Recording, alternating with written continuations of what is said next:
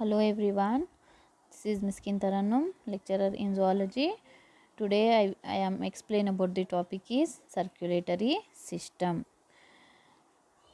This is the syllabus of BSc Zoology semester 3. Today's learning objectives are circulatory system, introduction, types of circulatory system, types of circulatory organs and functions of circulatory system. Okay, first of all we will see introduction of circulatory system. Circulatory system of blood was first discovered by William Harvey in 1628.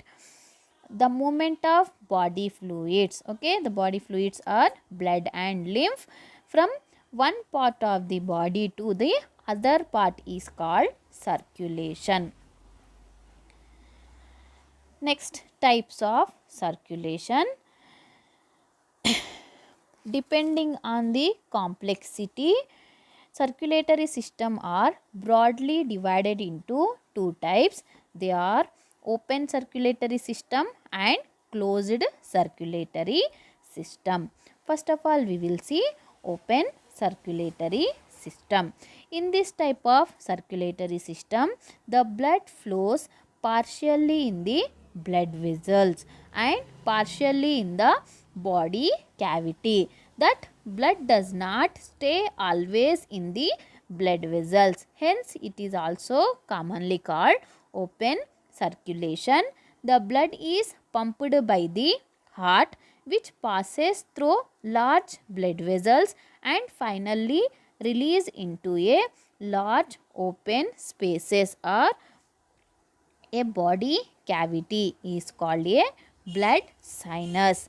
These sinuses are present around organ in the form of perivisceral cavity. It is surrounded to the visceral organ and perirenal cavity. It surrounds it surrounds kidneys and pericardial cavity. It around heart. And it is also surround perineural cavity. It surrounds the nervous system. Okay, all the body cavities are filled with a single general body fluid is called hemolymph, which the space are the body cavities are filled with a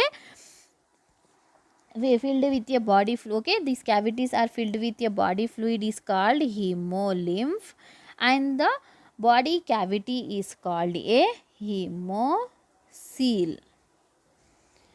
Exchange of materials and gases take place between the hemolymph. It is present in sinuses, blood sinuses and body cells.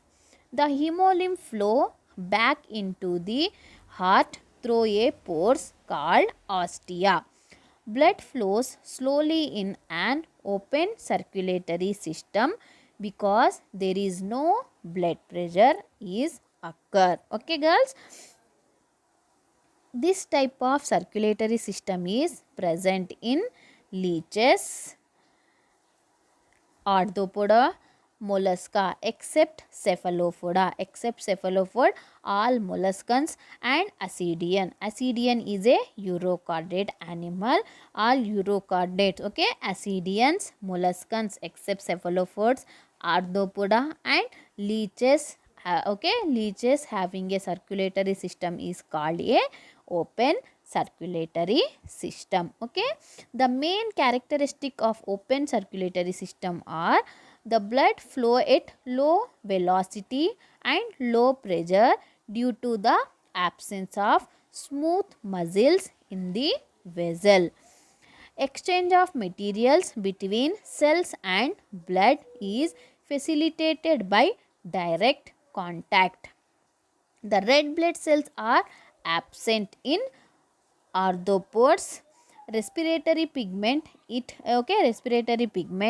present, it is dissolved in plasma. Okay girls, the red blood cells are totally absent in arthropods and molluscans and ascidians. Okay, and the respiratory pigment is present, but the respiratory pigment is dissolved in plasma. These are the main characteristics of open circulatory system. Okay, next, the closed circulatory system.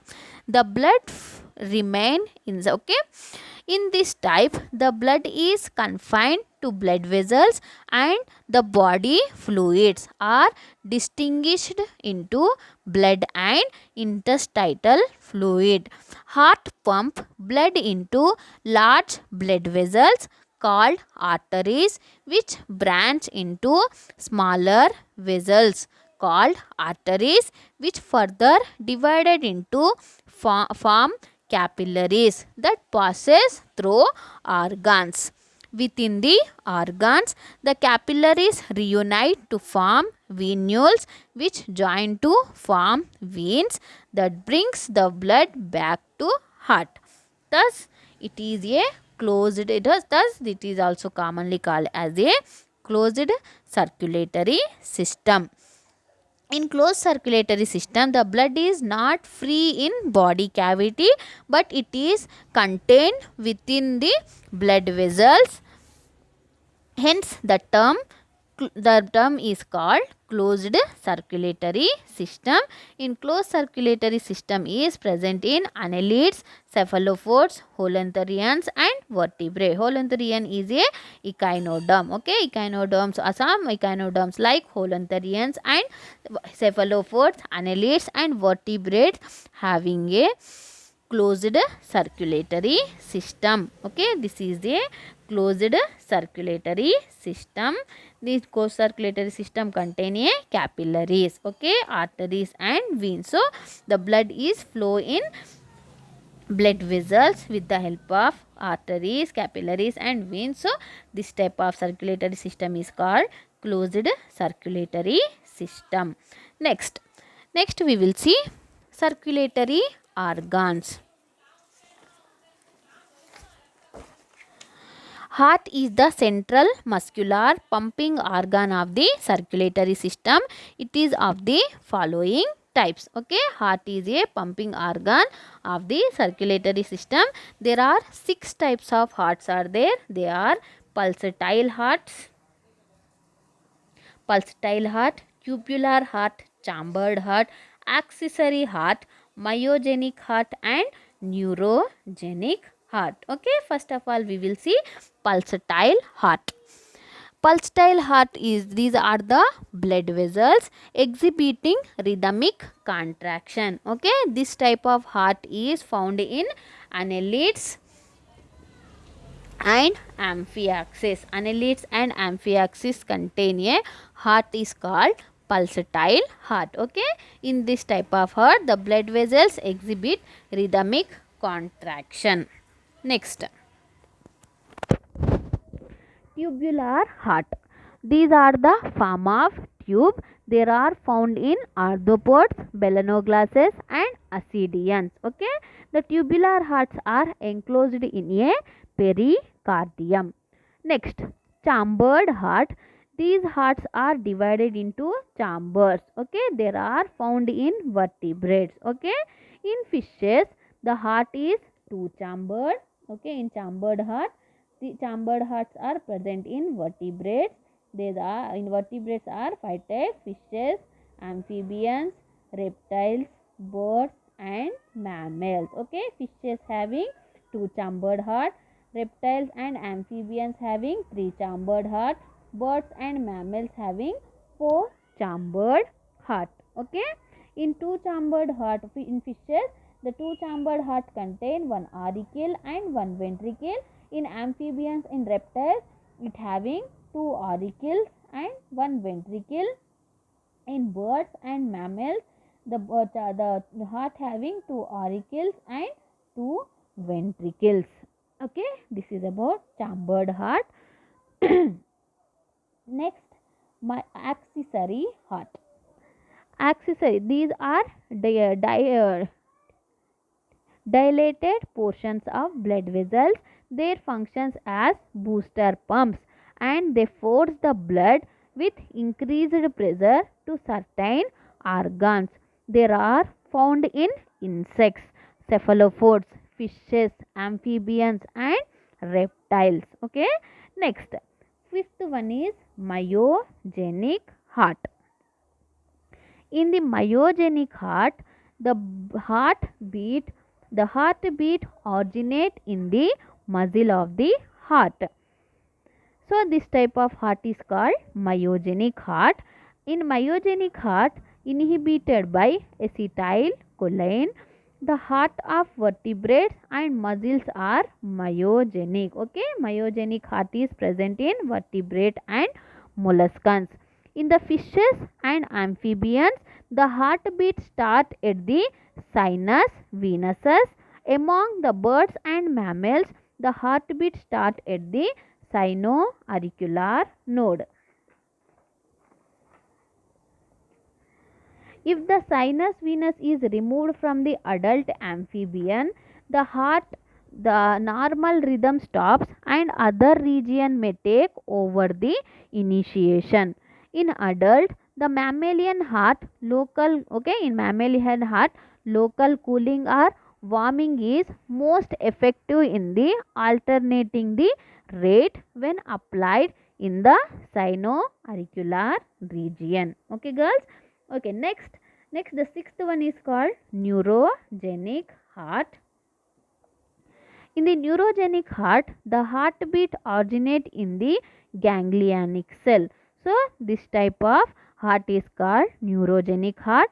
In neurogenic heart, the acetylcholine accelerate the neurogenic heart, either inhibit the neurogenic heart.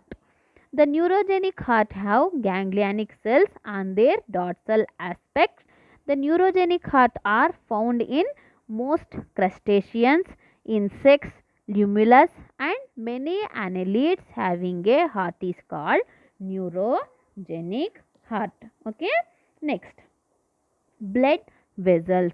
Okay, there are three types of blood vessels present. They are arteries, veins and capillaries. Arteries carry blood away from the heart to the tissue, while veins bring it from the tissues to the heart.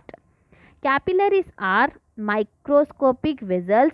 These are present in the tissue which connect arteries and veins. The blood vessels have a smooth inner lining of flattened endothelial cells.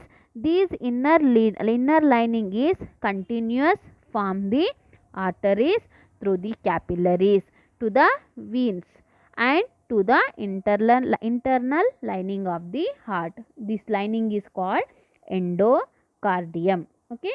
First of all, we will see arteries.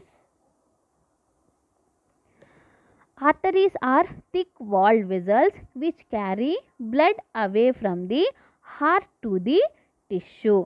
The blood flowing through the arteries is always at high pressure. Except the pulmonary artery of vertebrae, all the other arteries carry oxygenated blood.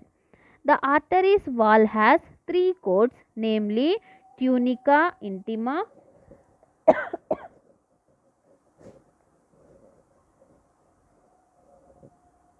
okay, artery. Okay, this is artery.